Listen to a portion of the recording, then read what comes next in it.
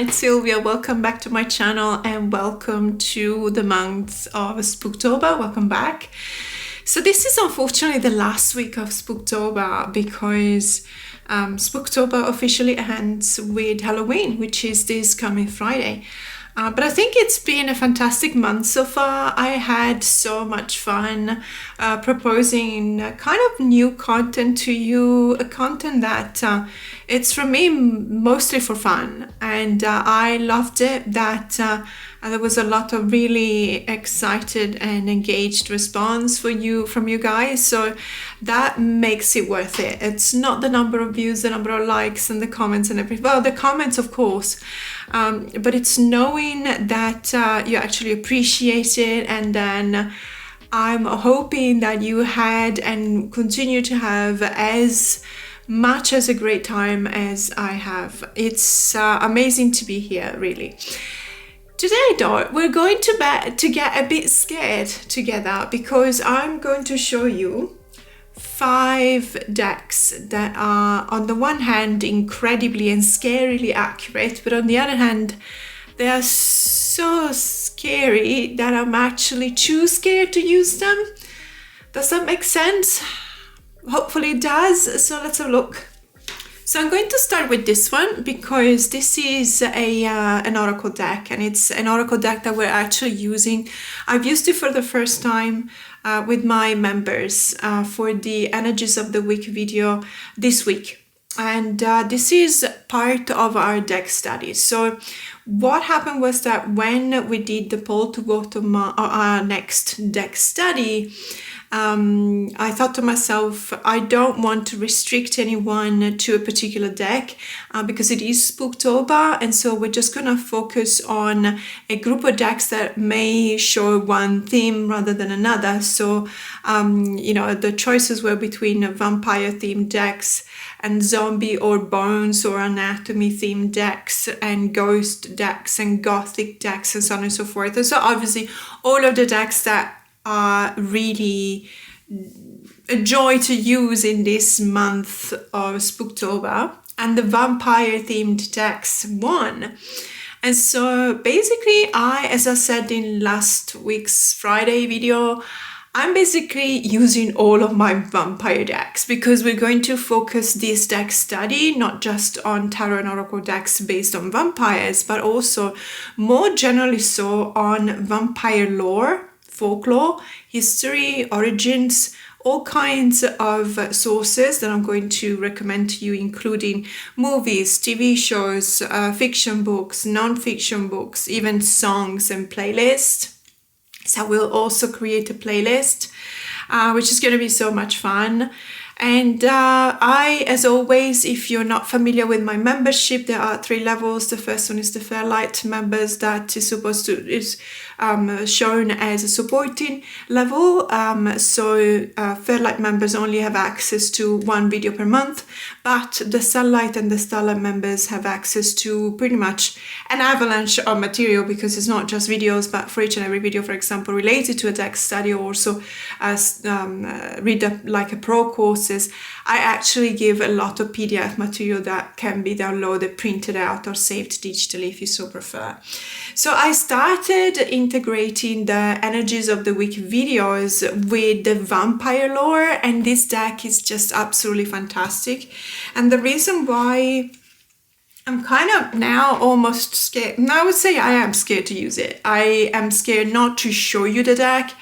I'm not necessarily scared to use the deck for someone else, but I am scared to use it for myself. This week, so in the Energies of the Week videos, basically I divide all of the zodiac signs into the 4 alchemical elements related to them, so fire, water, earth and air, and then I pull a card from a deck that I'm using. And for each and every card, I basically read the energies for that week from that card. So for the air signs, for example, I'm an air sign, I'm an Aquarius, and many of my members are actually air signs, ironically. Maybe I attract air signs, I don't know. I pulled the ecstasy card and I was really happy about it because I was thinking, ooh, this is really promising. And, you know, yielding, rapture, bliss. I mean, who doesn't want bliss, right? And then you read the book, and this book here is fantastic. This deck is a mass market deck that has been released by Blue Angel a few years ago, and it's the fruit of the collaboration between Lucy Cavendish, fantastic writer, and JBG, Jasmine Beckett Griffith, which is an incredibly skilled illustrator, especially because she does present a very recognizable style. I mean, the larger head with, larger than normal head with really spaced out eyes, really thin bodies and thin necks and limbs and stuff like that. That is very recognizable. There are a few decks that JBG has illustrated. But when it comes to the scary part of this deck is that if you read the guidebook, each and every card comes with a, how should I say this, a message that is coming directly from the vampire. And it's almost as if it were a love letter. I called it a love letter because after all you go through with this deck, if you actually use it on a daily basis, if you go through all of the cards, if you read the book, if you do a deep dive like we're doing with this deck, you will realize that there's a lot of shadow work that is done for you, as in it's there, you have to do it. So you pull a card for yourself, you look at it, you read the guidebook entry, and you realize that it's incredibly challenging. And for myself, pulling the ecstasy card, and I was so excited about it, and then I went to read it, and it's basically all about, if you want to reach ecstasy, you have to let go of control, which I guess it makes sense in hindsight, because, you know, hindsight is always 10/10. But it's so incredibly difficult for an air sign to do, specifically for Aquarius, specifically for me, because all of my planets are 99% air planets. So it is very difficult for me to accept that my life cannot be lived to the fullest unless I give out control.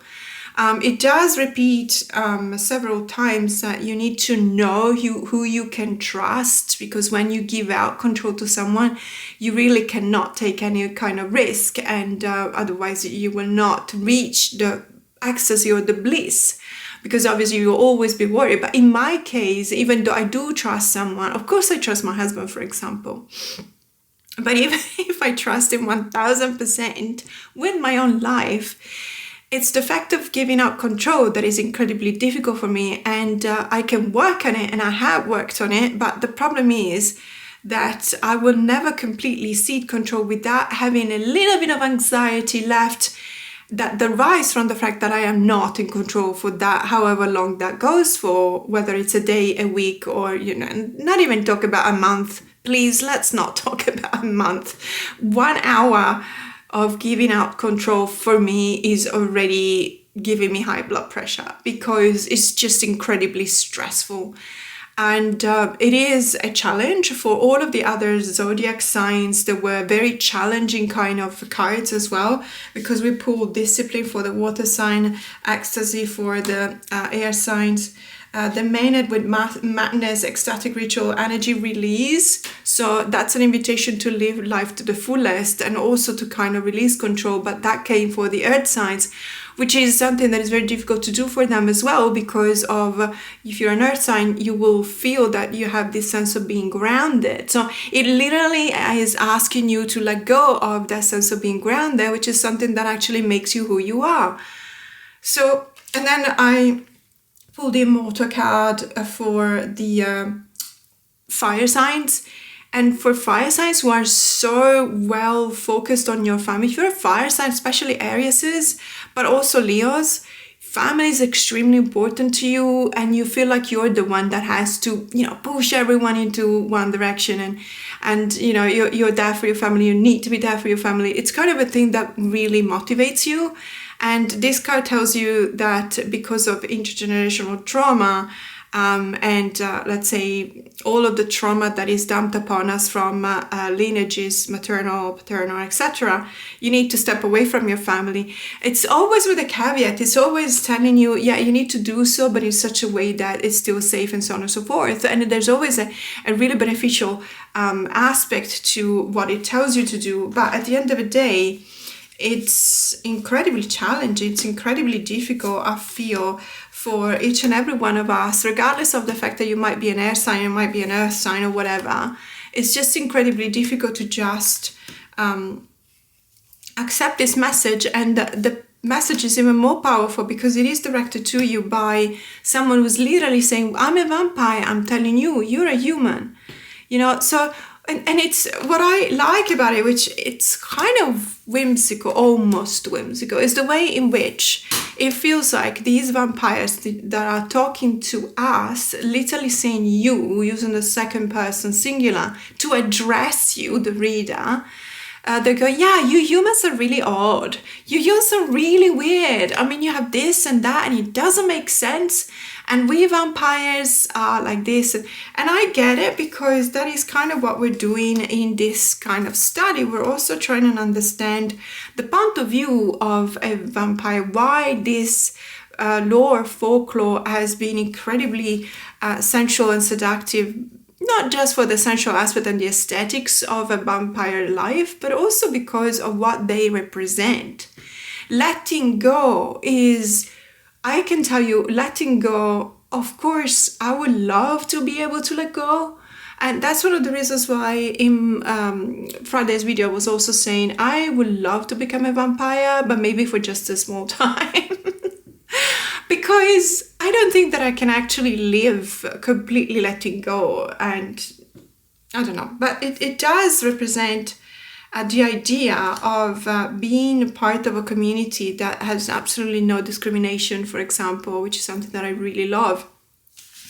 So this is, by the way, it is incredibly accurate, because I can assure you 100% these cards, especially if you pull one, it will find, without a doubt, the one issue you need to work on, and it will just address you in such a way that it doesn't take prisoners. Let me tell you that. Doesn't pull punches. You will be requested to do something because it's for your own good, and you will be pretty much almost bullied into it, which, you know, unleashed. I read the card for the air signs during this video for my members, and I literally lost it. I kind of went on a rant because it was asking me to release control. And I'm like, not gonna release control anytime soon unless I want it to end in disaster. There's a reason why many of us need to be in control all the time. Of course, it's an overreaction to loss and grief and everything. I understand that, and I've been working on that. Hey, 15 years of therapy, much. But I also learned in life that you don't necessarily have to do everything just because it sounds good, because it doesn't necessarily mean that it would actually be the right thing for me to do. However, having said so, I also realized that I was being a little bit of a hypocrite to all of my members, saying, oh, I'm not going to do that, but you guys, you do it. And so I said, okay, I'm going to try. So this week is all about letting go of control. How is it going so far? Not good. Not good. Yeah, not good. But, you know, I'm doing it. I'm doing it. Okay, next deck. So this is not a mass market deck. It's a indie deck. The Cursed Auguries Tarot deck by Anna Sora. So this is an indie deck that I honestly don't even know what happened with Anna. I know that she was supposed to move, and I think that she did. She had an Etsy shop, and she was to move from Spain to, I believe, LA. I'm not entirely sure. It's none of my business anyway. But I believe that because of the move, she was temporarily closing her Etsy shop, and I'm not entirely sure that she opened it back. And so it is a pity, because this is an incredible deck. Having said so, I'm actually really scared of this deck. There's a couple of cards, more than a couple, that are incredibly triggering for me. We talked about my arachnophobia. I have a phobia, so an actually pathological fear of spiders. And yes, I live in Australia, which is, you know, I'm well aware of the irony of that. But I have been working a lot on it, and I've done some cognitive behavioral therapy, which didn't work. I've done some form of complex cognitive behavioral therapy, progressive and complex. So it's a kind of a new CBT, and that's had slightly better results. But I think that the best therapy of all is to be exposed constantly to spiders the size of my hand. And I'm not even kidding, because huntsman spiders are in Australia, where I used to live. I saw one at least once a week, as big as my hand. Okay, as I always say at this point, my hands are not that huge, but still. And just having to deal with them when I'm on my own, and knowing that I'm going to bed, for example, if my husband is working interstate, I'm on my own, and my cats are not really interested in defending me at all. If there's a spider, they would just be curious about it, and they would just try with their paw to see how it reacts, but then they'll just probably lose interest very quickly. So I cannot really count on them to defend me. And so it's up to me. And so either I don't sleep for weeks on end, or I deal with them. And so I learned little by little it helps that huntsman spiders are not they're slightly venomous, but they won't bite a human. They can in some occurrences when they really feel attacked. But their venom is not enough to kill, especially not an adult. And there's other spiders that take care of that in Australia. Don't worry, there's plenty. So having to deal with that was the best exposure therapy that I could hope for, because you have to get over it. You have to, otherwise what do? You move? We actually moved. We moved because we had to, but we moved to an area that has different kind of spiders. So not huntsman spiders, but there's ratbacks in here. And guess what? Ratbacks are deadly, but they grossed me out a little bit less. I don't know why, because they're actually teeny tiny. They're about this big, and they're actually kind of cute.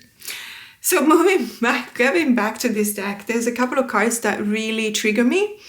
And so I'm actually I'm definitely scared about using this deck. However, I will have to say this is one of the most accurate decks I've ever used.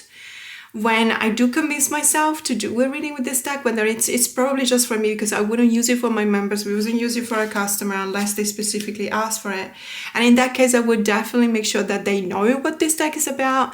But when I do use it for a specific part of my practice, mostly related to working with my issues, arachnophobia, for example, there's an intensity to the imagery of this deck that is, on the one hand, incredibly gothic and beautiful and botanical. It's a botanical kind of gothic. It reminds me of a lot of books like Mexican Gothic or What Moves the Dead, for example. Chicken Fish are fantastic. It reminds me a lot of imagery that you could definitely find in some of these books. And some of the cards are also peepish. I mean, as you can see here, some of the minors are also peepish. I'm perfectly fine with that. That is definitely not a deal breaker. In many, many cases, you will see that some of these images are so much that I don't mind every now and then to have a break from the impact, the emotional impact. And so this is one of those decks. It's one of those decks that has got a lot to tell you. I mean, if you look at the images, there's two stages. The first stage is when you look at the image, you recognize that your brain goes, okay, these are human teeth. And then the second stage in which your brain is actually elaborating on that, and it goes, human teeth? Okay. So, this is a hand squeezing a heart. Okay. And tadpoles, there's nothing creepy about tadpoles, but the way in which they are presented to you is a bit creepy. There's, for example, this is a hare that has been strangled by a boa constrictor for the hanged one. It's perfect. It's in a fantastic way. Obviously, it's on the darker side. Duh, we know it is one of the darker decks. And I would definitely not use this for a normal reading, for example, but it does help me a lot. So many of us have phobias. It's normal, it's human, depending on a lot of conditions we went through, sometimes also trauma, and so on and so forth. If you are doing CBT, cognitive behavioral therapy, or exposure therapy, just remind yourself to take a break every now and then, because it can be overwhelming. If you do have, like me, arachnophobia, I know that I'm not the only one out there. I don't necessarily recommend this deck unless you've done years of work on your phobia, because this deck is incredibly, the image that I'm referring to is incredibly triggering. It's incredibly triggering. It's actually a horror. It's very much so a horror image. So think about what you imagine it to be, a horror movie based on spiders, and an image from that horror movie, and probably one of the worst ones you can think of. So obviously you need to be aware of that. That's already something here, but this is nothing. This is actually kind of cute. Sorry, I keep on slowly sewing back down. And so it is just an incredible deck, as I was saying. So this is another one, for example, but this one, it can already be triggering, but it's nowhere near as powerful as I was saying. Now, because I don't want to trigger anyone, and I don't want anyone to just not feel comfortable with watching this video, I'm not going to show you that card in specific. It's the card after this one, so I'm not going to show you. If you want, there's a number of flip throughs of this deck on also Instagram and also YouTube. So that is that card. That is what is incredibly triggering for me, even now after so many years of working with arachnophobia. And there's other cards, as I said, that are very intense and quite disturbing and creepy, and in many cases they also, I'm not gonna say sick. So this is, okay, it's another spider, but you see, this one is just, it could gross you out, and I completely get it. It does gross me out, but it's not triggering for me.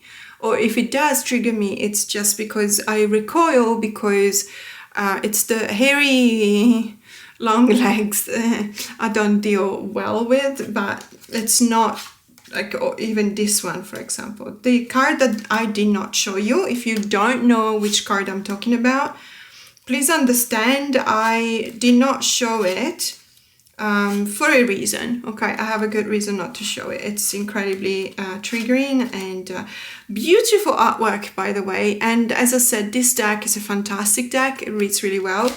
But I am scared to use it. There's no choice around that. I really have to psych myself to be in a state of mind in which I can actually, I can be okay. Because I tell myself, you need to be okay. You know, if anything happens, even when you pull that card, you need to be okay with the possibility of pulling that card. And so, you know, I'm not always, and not very often, okay with that, but it is a fantastic deck. I guess this is all about that in this video. These are scarily accurate, as in really freaking awesome decks to use, but it does require, let's say, a lot of courage for me to use them. So the next one is another mass market deck. It's the Joker Tarot. This one is not the mass market version, it's the Kickstarter reward version, but there is a mass market version of this deck. The Joker Tarot, released by Lo Scarabeo. It's a deck illustrated by Corrado Roy. Corrado Roy is, as you know, come on, I've probably said that 1.5 million times. I absolutely love his art style. It is very recognizable to me. It has a kind of a very eerie kind of style. And I believe that is fantastic, because what Corrado can do with just 2 or 3 colors, mostly his decks, if you have the Murder of Crows, you will know what I mean. It's just black and white, but not even black. The white is a dirty white, the black is a grayish black, so it's shades that they use between those 2 colors, and it can really convey an eerie sense of presence, haunted presence in the cards. And he's doing the same with the Joker Tarot, except that there's a couple of more colors. There's also a black and white version of this deck from the Kickstarter campaign. I'm not entirely sure that there is a black and white mass market version, probably not. So in this case, I would say that this deck is also scarily accurate in the true sense of saying scarily. As in, it reads your mind, it's all about what you're thinking in the moment. You heard about manifesting something, you heard about the law of attraction, you heard about a deck that is so bonding with you on a deep level that it will show you the card that you're looking for or that the card that you need, and so on and so forth. This deck not only does that, but it does so in an incredibly atmospheric way. And as far as atmospheres go, this is a sort of a descent into madness kind of atmosphere. It is called the Joker Tarot, but the Joker not so. What I would like to say is the Joker as a keyword for the Fool, but also the Joker as the historical figure of the entertainer, in a court. So you have a kingdom, you have a king, you're getting bored because, too much money probably. And so he hires a jokester, a joker, an entertainer. And it's ironic because the premises of this deck are based on the idea that we live in a world that is so far descended into madness for many, many things that are happening, that the only custodian of the truth that we have left, as in, we cannot trust the news anymore, we cannot trust books anymore, we cannot trust whatever we hear anymore, we cannot trust this, we cannot trust that.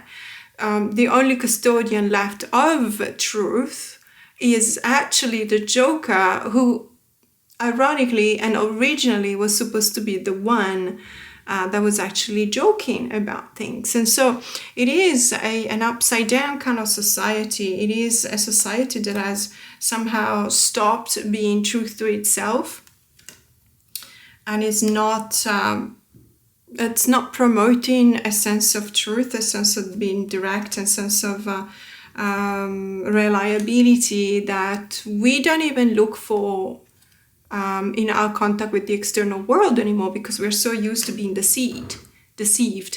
And so it's ironically, this is not a deck about deceit. It's the deck about the opposite of deceit. It's the deck about the world seen through the eyes of the Joker, because he's the only one that when the Emperor is going out naked, because they told him, no, look at you, you're actually wearing clothes, it looks naked, but no, you're wearing clothes, and it's fantastic clothes, it's super duper expensive, it's the latest fashion from Paris, and trust me, you will be adored and you will be applauded because this is a fantastic dress.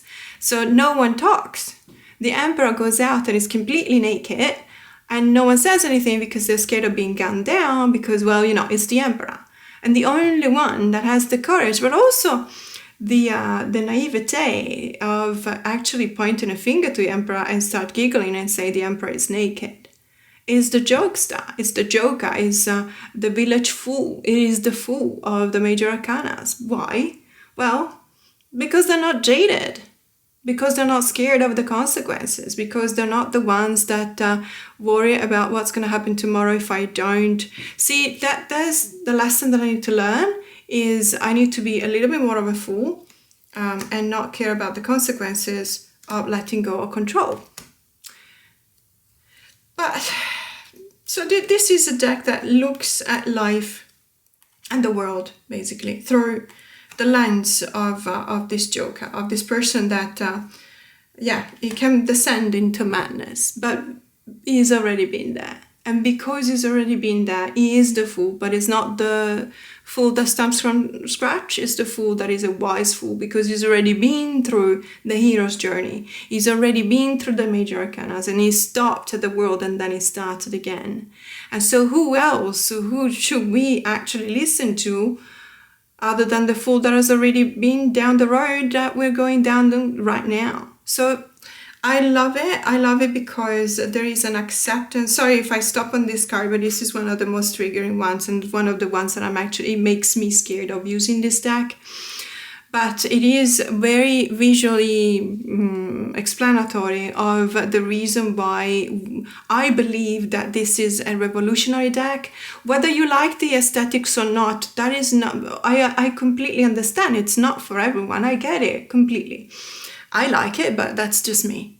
What I mean though is that the concept of assigning that role, the tradition has always been part of the High Priestess. The High Priestess has always been the custodian of the truth. In the world we live in, the High Priestess can't do anything, and she's literally given the symbol for this guardianship of truth to the Fool, because she understands that it's a new era. And so, it's a Fool that has been through a lot. It's a Fool that has been committed. It's a Fool that knows that he's a fool. But he is the only sane one, as the deck says. In the book, the guidebook is from the Kickstarter campaign. I don't know the guidebook for the mass market edition. I should probably check. But the guidebook from the Kickstarter campaign is a fantastic book. Not for the deck, because it doesn't necessarily tell you a lot about the images on the cards, but because of this very philosophical concept about being able to tell the truth only when you're gone slightly insane. There's so many references that come to mind, but I personally love Freddie Mercury and the song I'm Going Slightly Mad, or Slightly Mad, I think the title is just one of my favorites, because I think that it's very truth. It's very truth. It talks about something that we all go through every now and then, and has the courage to say that. And that to me is the Joker or the Jokester or the Fool, exposing the Emperor who's not wearing any clothes. So the next deck, I know there's a lot of triggering card for a lot of people in this deck, so I'm kind of hesitating, but it's freaking awesome. It's just really awesome. It's this one here. So this one, if you have this deck, you will already know which one it is, because this bag is very peculiar for the deck, and it's the Hayworth Tarot, which is based on a podcast which is called Welcome to Night Vale. Now, there's two decks inspired by the podcast. One is this one, the Hayworth Tarot, and then another one is actually called Welcome to Night Vale Tarot. They're both tarot decks. Now, they're not mass market. However, if you are in the US, these are extremely affordable. I believe I only paid, honestly, $35. And the shipping costs were like $15, which is cheaper than shipping to Australia nowadays. So honestly, don't overlook indie deck only because they're indie deck. And traditionally, I know indie decks are more expensive than mass market decks, but if you look at some of the prices of mass market decks nowadays, I mean, this one was cheaper. This is cheaper even with shipping. So if you like it, if you're interested, just check it out. So this one, as I said, is based on the Welcome to Night Vale podcast, which is a surreal kind of podcast, horror / I don't know, horror. There's a lot of horror genres, so I will have to see cosmic horror, something that we have absolutely no idea how to stop horror, but very eerie, more than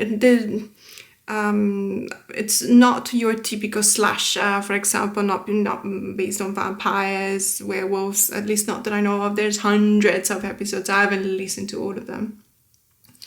But it is very eerie, very eerie. It reminds me of The Mist by Stephen King. And there's a lot of elements here that remind me of a lot of Stephen King stories, but The Mist is really one that, I don't know, it feels like it's the right one to describe this deck. Lots and lots and lots of triggering cards, but oh my god, the depth, the extent to which this deck goes to explain things and to relate to tarot, this has been an adventure. Reading with this deck is an adventure. Now, I will have to say that, sorry, but every card gives me, it's not just the shivers, but also I'm kind of seduced by the card in the sense that I'm also, my brain goes, wow. And, you know, but I also have goosebumps. So I'm scared, but at the same time, I'm also really, really interested and drawn in. Because I immediately thought to myself when I saw this, obviously it's not the first time I use this deck. I do use this deck, but just for myself, and unless someone is specifically asking for it, not for my client or members. But for myself, I use it quite often, I have to say. What does that say about me? I don't know. Digging yourself into a hole. This is the Eight of Pentacles. It's not supposed to be like that. The Eight of Pentacles is supposed to be about hard work and doubling down and knowing that now, after you've been given a choice to go back if you need to with the Seven of Pentacles, you kind of need to stick to what you're doing with the Eight of Pentacles and just be warned, there's still a lot to do, but you'll get that. So it's a positive card, but it's also a bit of a card that makes you go, oh God, yeah, okay, I'll still have to do this. So this is a slightly negative interpretation of that card because you're digging holes and you're literally sinking into one of them. But it is revolutionary. It is interesting. It's not out there. It's not... So there's decks that have depiction on cards that absolutely have no way to associate with the meaning of the card. That I will never understand. You have to have a little bit, if you're making an RWS clone, you have to at least give a hint of what the RWS card is, the meaning of the card, not the image. No, it doesn't matter. I'm not talking about the image, but I'm talking about the progression of that card in the sequence of the minors or majors or whatever it is.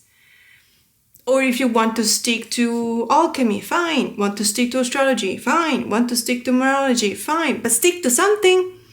There's deck that they just have this image and you go, okay, well, nice, pretty, but I can't read with it. This one is quite the opposite. Not necessarily nice, not necessarily pretty, but can I read with it? Oh, and then some. So, and many of, sorry, it's just, you know, this is... sunflower, and the sun card is just a black sun that is dripping into the sunflowers. That's incredibly symbolic. Yes, of course it's dark. Yes, of course it's univocal. Yes, of course it's not complete. And I do believe that tarot should be showing you all of the aspects, the upright and the reverse, you know, meaning of the cards, absolutely. But, and this one doesn't, but it's so cool. And look at this Four of Pentacles. You're just so stuck in what you think belongs to you that it's sucking you down. It's incredible. But as I said, yes, there's a couple, especially the Strength card in this deck. And also, sorry, every time I see the Seven of Swords, I don't know if you can tell what's going on here. I'm not going to talk about it because it gives me the creeps just to talk about it, but it is good though. It is good though. It's, you know, my way of interpreting the Seven of Swords, that I always look at it as you are going through something so dire, so difficult, so challenging, so end of life or death decision, not just for yourself, but for people you care about, that you are forced to take a decision, you're forced to do something that is not necessarily what you would normally do, and you do have your own moral code, but you will have to, you know, just cancel it for a couple of days because you have to do something you're not proud of, but you have to do it. This is the Seven of Swords for me, right? Okay. When I look at this is almost as if it were coming from me. I would never have the creativity to come up with something like that. I wish. But the fact that you lose your hands on the two swords that you leave behind, that is the sacrifice you have to go through. You're sacrificing yourself. You're sacrificing your moral code in that Seven of Swords situation. So I just love it so much. As I said, there you go. This is the Strength card, and it's the one that really is triggering for me, because ironically, this is how I feel right now. I literally feel like this right now, that I'm almost trying to tear away a mask that is actually my skin, and I cannot tear it away because I can't tear away my skin. But it feels like that when I'm looking at this deck and the other decks. It feels like I have to do something that is going to be incredibly painful and also rather stupid, and probably it's not going to end well, but I have to do it. And that's also the way in which the Strength card reads perfectly in this darker deck. So I hope I'm explaining myself, because it's not something easy. In order to read with this deck, I also get to a knowledge of myself, and I need to be incredibly comfortable with a lot of things very quickly. Otherwise, you cannot read with this deck, let me tell you. The death card is a blank. This deck doesn't take your hand and tell you that everything is going to be okay. I mean, one of the cards that normally does that, the Six of Cups. Look at the image on the Six of Cups. That's the darkest thing I've ever seen. It also reminds me a lot. So obviously, yes, it is based on Welcome to Night Vale podcast, which is a horror, surrealist kind of podcast. But it also reminds me of... this one, for example, is reminding me of Laura Purcell's The Silent Companion, which is one of my favorite horror books. It just reminds me of that. It also reminds me of Sarah Waters' The Fingersmith. Somehow, I don't know, there's something in the atmosphere in this deck that is just completely eerie, as I said, but also really powerful at the same time. This Justice card, this is the Conjuring for me. This is literally the Conjuring, the first one, which is my favorite by far of all of the Conjuring universe. I believe that there's actually a scene which is, if not exactly like this, very, very common. So there's one thing to say about the Welcome to Night Vale podcast and the associations between the cards, the Hayworth Tarot. There's an open source PDF, not PDF.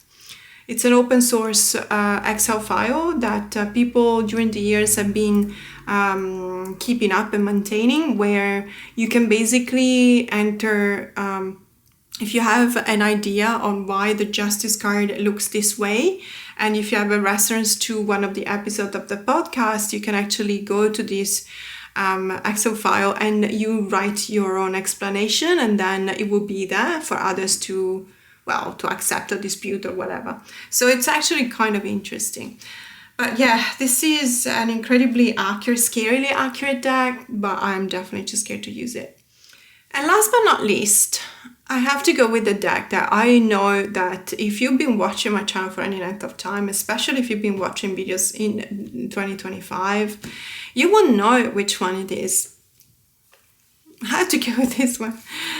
This is the Cries of the Souls Oracle deck by Isabel Serf, illustrated by Daphne Sabine, and released by Rockpool from this year, 2025, although back 6 months ago.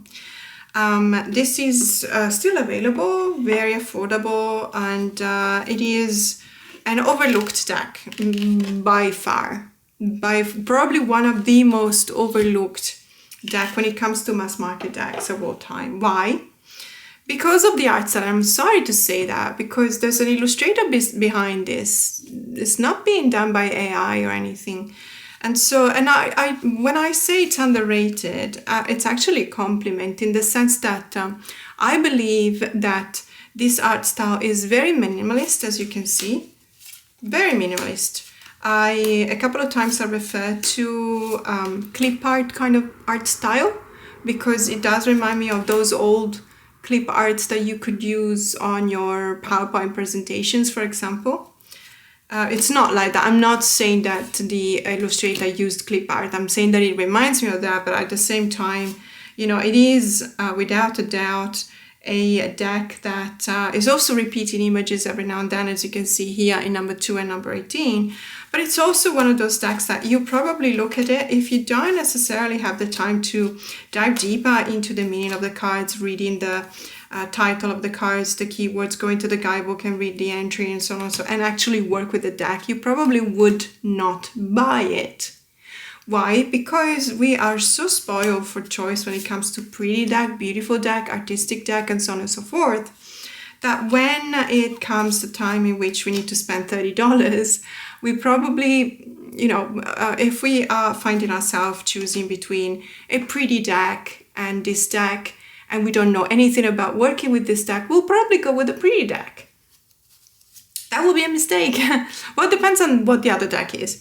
But trust me when I say this, it's one of the most underrated decks I've ever seen. It is also one of the scariest deck I've ever seen.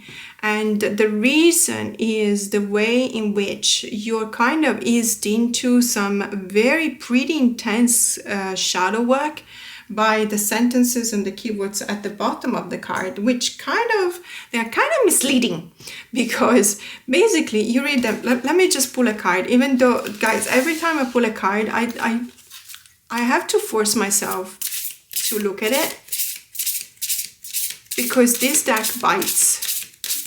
It does, it bites. You know, what I told you about the Le Vampire deck by Lucy Cavendish and JBG, I feel the same about this one. It's just that this one is even more abrasive. I mean, at least in the vampire-based deck, we have this idea that we accept the message because it comes from a supernatural being. So as I was saying at the beginning of the video talking about this deck, we also have this kind of easy, it's easier for us to suspend our belief, because we look at the vampire and we think, well, okay, you're a supernatural being, so I'm open to receive your message, because I also know that if it doesn't necessarily agree with me, well, I can kind of pretend that it belongs to the world of fantasy. Sorry about the I banged my elbow on the table and my cameras went like that. Sorry about that. So you can actually choose not to believe in what a vampire is telling you, because it's a supernatural being. This is not coming from the supernatural beings. This is almost as if you went to therapy and the therapist had a really bad day. Like a really bad day, and they had absolutely no, let's say, no filter in communicating to you what you need to hear, and they become verbally violent and incredibly, as I said, abrasive is the right word. So obviously now I'm just probably, you notice that I'm wasting time just because I don't necessarily want to pull a card, but I kind of had to, because we can't stay here forever. Okay, I'm gonna do it, I'm gonna pull a card. Pull a card, come on, get over it. It's gonna be okay. And it's always, the one card. There's no such a thing as a sample reading for me, especially when I'm filming a video. If I'm talking about the deck and I pull a card, it will not resonate at all. If I'm filming a video, I'm saying, oh, this is just a sample reading. I mean, don't take it personally. I'm like, yeah, that's exactly the card that I did not want to pull. I mean, you see what I mean? Imposter syndrome. But let's work with it, okay? Okay, imposter syndrome. Sure. I acknowledge my past accomplishments and believe in my future successes. This is incredibly powerful. This is incredibly positive. But you see why it's sucking you in? Because it's positive. And you're like, oh, I want to read about this. I want a card that convinces me that I need to acknowledge my past accomplishments and I need to believe in my future successes. Please come to me, because it's a powerful, positive message. Loving it, absolutely loving it. This is the people that don't know this deck.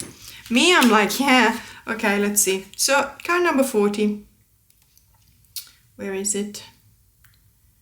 And also, by the way, you need to 37. It's so it's written here, the number, but it's in pink against a black background. I am actually struggling. I'm kidding, I'm just trying to postpone the fact that I have to read from this guidebook. So, wisdom. When I am present, you forbid yourself from taking credit for the things you've accomplished. You feel undeserving of recognition and abundance and think that it's thanks to other people, luck, or chance that you've been able to achieve these wonderful things. You're afraid that people will realize you've deceived everyone and are just a dirty imposter. However, I am not the voice of truth, but just an inner block. And everything I tell you is unfounded. Don't give me such power. Take back the reins of your thoughts and energy. When I'm around, you may run yourself down. When I'm around, you may run yourself down. But doing that may be an unwitting manipulation technique to obtain praise. Let me just reread that. When I'm around, you may run yourself down. Okay, so you basically, when this card is referring I am, it says when this card. So when this card is around, if you pull this card, it means that you're running yourself down. It's almost as if whenever, and it's very human, and I've done that like a million times. When I buy a gift for someone and I think about it and I spend money on it and I spend hours deciding and then days finding it, etc. And then, I wrap it up and it's really meaning a lot. And then I go to this person, I'm like, this is a gift that I think you deserve. And it's from the bottom of my heart to you, but I don't say it that way. I just say, oh, by the way, I got you something. Yeah, I got you something for your birthday. And they're like, oh yeah, thank you, it's pretty cool. Oh, it's nothing. Damn, you know what I mean? No, don't do that. Just say, I'm glad you like it. I actually really mean it.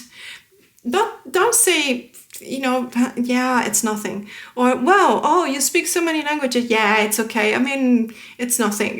No, don't do that. So when we do it, it may also be because it's an unwitting manipulation technique to attain praise, because it's the same way of saying, oh, you speak so many languages. Oh yeah, well, once, two or three. Don't say, I'm telling this to myself. I know why I'm saying that, because then people will say, is it 2 or 3? And I will go, it's actually 6. And so I'm actually manipulating people. I know, I'm evil.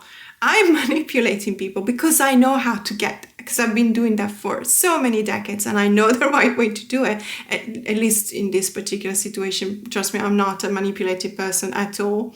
It's actually kind of funny for me to do these kind of things. Because it is, and not even unwitting. It's not unwitting, it's witting. I know what I'm doing, but it is a way to ram myself down in order to actually receive praise, and people will go, oh my God, that's incredible. You're also caught up in your work and have no time to question anything about yourself or enjoy the present moment. You'll work harder to gain merit that you'll dismiss afterwards and spend more time thinking about your past failures than what you're building now. The more you dwell in the past, the less you accept who you are now. My present, when you pull the card, can be gentler and we can learn to live together. When you feel my present, ask yourself why you're lacking in self-confidence and whether you're eating and sleeping well enough and respecting your boundaries. I'm not sleeping, so I always had issues. When I am with you, it's a sign you're feeling fallible and need to be reassured, and you need to reconnect with yourself and recenter. Focus on your successes and true potential, and when you hear my voice, answer me with compliments. Use positive words to talk to me about yourself and remind yourself of how far you've come. There's a difference between undeserved praise that sometimes we give people undeservedly for whatever etiquette that we need to respond to. Oh, you look really pretty in that dress. There's a difference in saying stuff like that and not even believing it, or actually taking the time to say something maybe in less words than that, and maybe in a more awkward way, but we actually mean it. When I need to thank someone, that is something that I learned from my dad. When I need to thank someone for something that I'm actually really grateful for, I would not say, oh my God, it's so good, oh, that's fantastic what you've done. Blah, blah, blah. No, I would just really make sure to make eye contact and say, thank you, I really appreciate that. And I would stay with eye contact. I will stay linger until I make sure that that person understands how much this means for me, that that person has helped me out. And I can assure you, I don't know, it feels to me, I might be wrong, I hope I'm not, but it feels like the message is actually more direct this way. Moving forward, make a list of all your accomplishments and take stock of your past experiences so you become aware of all the challenges you've successfully met. So you will notice that this book at the end, it redeems itself because it kind of gives you the opportunity to fix the issue, let's say. It's so not kindly exposing. You can fix it at the end. So I love this deck. I don't know if I'm going to say that I love this deck. I appreciate this deck. I'm very grateful for this deck. Whenever we home this deck. Is it challenging? Yes. Is it scarily accurate? Yes. Am I scared to use it? Yes. Do I have to use it? Every now and then I have to. Because there are no other decks in my collection that really tackle the issue as much as this deck does. It's eerie. It is scary. It's spooky. In any case, that was it for today. If you have any scary deck that is scarily accurate but is making you too scared to use it, drop me a comment in here in the section below, because I'm always interested and I want to hear your ideas and opinions about the decks that we talked about today. So thank you so much for watching, and we'll see you very soon. Bye!